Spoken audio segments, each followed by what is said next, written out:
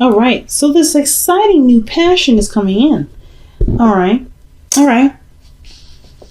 Perhaps the situation is this. Some of you guys may have already hashed out the details of what your utopia looks like.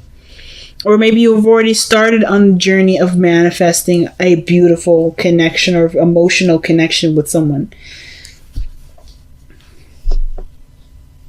But the Seven of Pentacles can talk about reevaluating where you are to get to where you want to be. Or how you view what you're doing and how you can get to where you want to be. So the Eight of Pentacles is such an interesting card in this respect, because I kind of feel like you guys have definitely taken a step back to observe. And I know it's typically not necessarily like the go-to definition for the Seven of Pentacles, but there's a lot of observation. There's a lot of gathering information with this card that I feel like you guys are definitely doing. And the reason why is because you guys have an intention. You're setting the intention, you're setting this new project in mind, something fun, something that has a lot to do with a lot of energy, a lot of high vibrations, a lot of desire and lust and pleasure of some sort, something that gets the fires going. Some of you may have had someone come back from the past and you're reevaluating how you prefer to go about dealing with it, and if there's anything left to work with at all. What areas may need to be worked on. Okay, so we got some thinking that we've got going on here. The heart of your reading has got the Eight of Cups in this. And to me, when I see or hear about the Eight of Cups, especially when in this sort of situation and the combination of cards that we've got here, I definitely feel like we are acknowledging what's no longer working for us. No longer in like serving, giving us anything to work with. No longer allowing us not allowing us, but no longer giving us something to discover or to understand about ourselves. I think we've completely used what we needed to use from this. So the situation is that we're emotionally drained. There's nothing more we can give to a situation anymore. We've reached the top of our capacity of handling something, and now we are ready to move on. It's about moving on, changing our focus, redirecting our Northern Star, if that makes sense, or repositioning it rather. So I feel like with the Eight of Cups, this situation is saying that how much you are ready to kind of move on. Like you're not quite interested to stay and linger. So in the past, you had the King of Cups. You have an ideal lover already. You already know who this person is. You already know what this person's going to look like, how this person feels, so how you want them to make you feel. You know exactly what this individual looks like. There was lots of daydreams with this individual here. Sometimes this can indicate this is an actual person, the Pisces, Cancer, Scorpio, whom you last interacted with, and this person was quite mature for how they displayed themselves. Or this is you guys mastering your own emotional and your own emotional portion of yourself, becoming more aware of your emotions, mastering the flow or the way you respond to certain things in your life to manifest what you want to manifest. So you know exactly what this is for you guys in your own personal stories. So with this translation, right, I feel like with this mastering of your own emotions here, or dealing with somebody from the past here, I don't really feel like this person was emotionally manipulative or underhanded in some way, but I do feel like this person had some serious conflict attached to that, and you've made peace with it somehow, or you've created a way to be more self-sustaining, or to have more self-esteem, higher self-esteem for yourself in this area through this kind of interaction. And I don't know why I'm connecting this with the external energy, the Five of Swords, with the King of Cups in the past, but I do feel like they have something to kind of do with it. There is something that is non-compromising though. The Nine of Pentacles does to tell me that there is a serious amount of boredom. There's nothing really going on. There's nothing really interesting or challenging you at this moment. And as much as comfortable as this environment is, it's not giving you something emotionally back. There's something emotional that you're not getting from this situation anymore. So the Five of Swords is coming in where there is this change, and perhaps in perspective, about how this is supposed to look for you, or what this should look like for other people, or what this should look like for you, rather, right? How this should look, how this should be. So let me see, honestly, why is this Five of Swords coming up in the external energy? The Tower. Unexpected changes and adjustments in your life. Alterations to the magnified degree.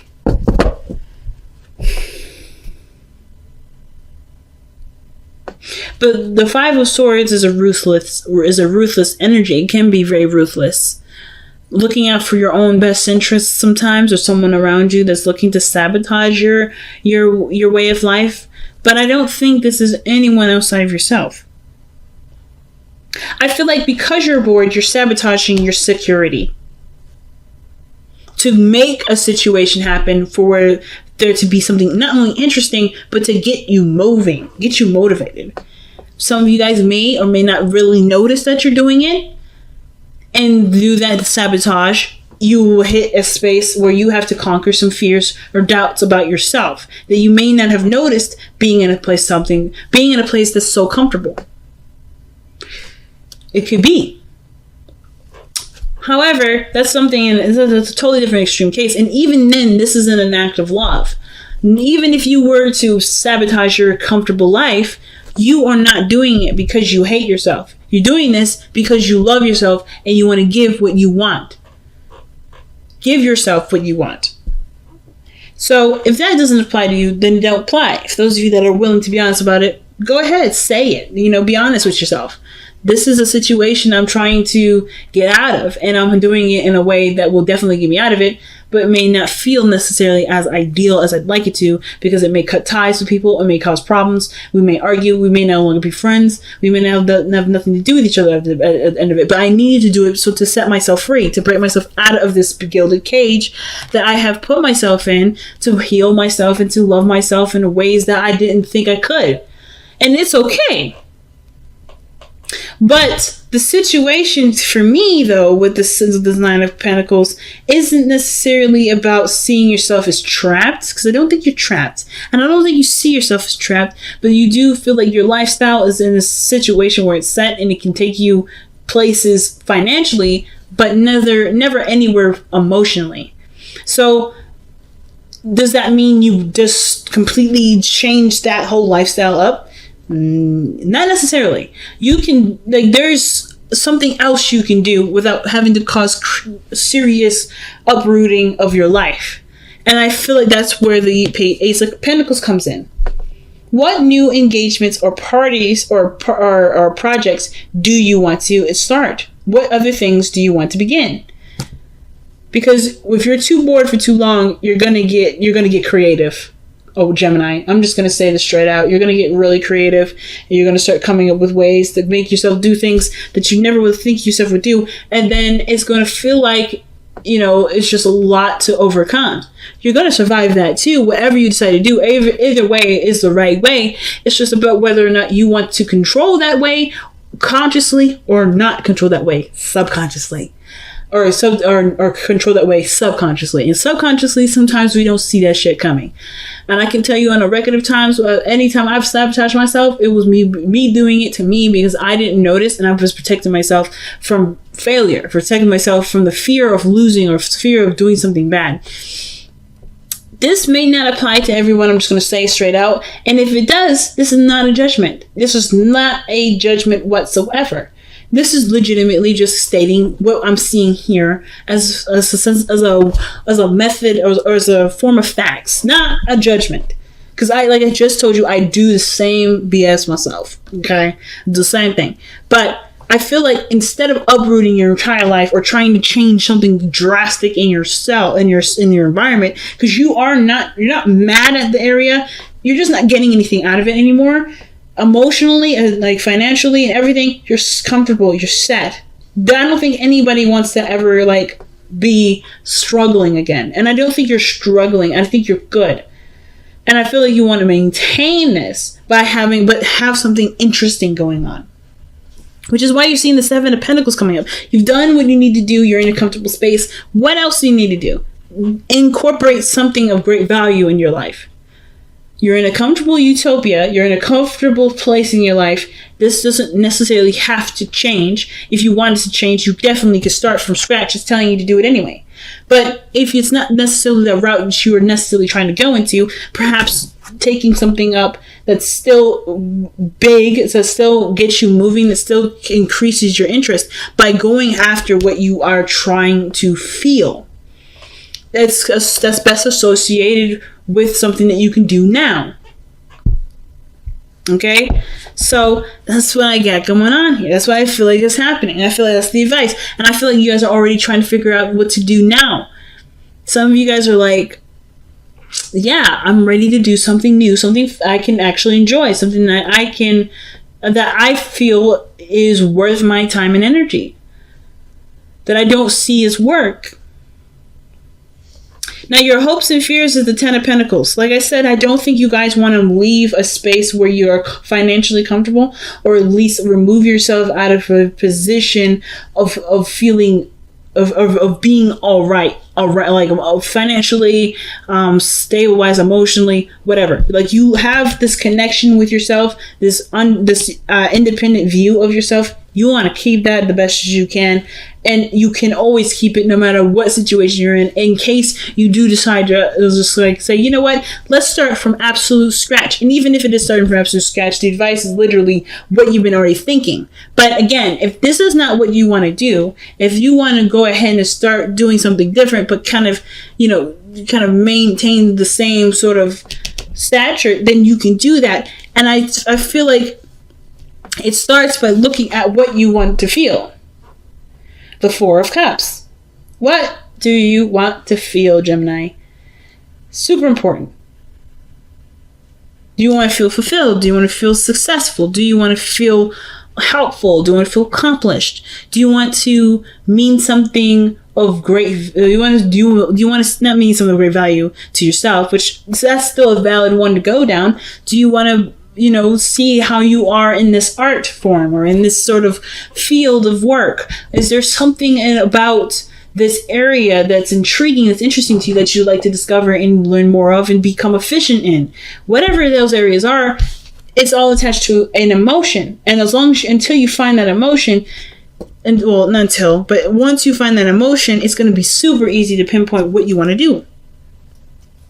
And I love this card in the back underneath the deck, and I don't typically look at these nowadays, at least for the videos. I look at them all the time for my personal readings, but for the videos I don't do them.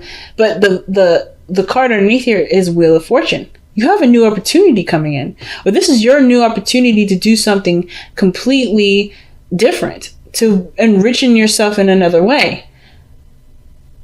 It's a change of luck. So this is a pretty big transformation in your life, really big change that's coming in your life anyway.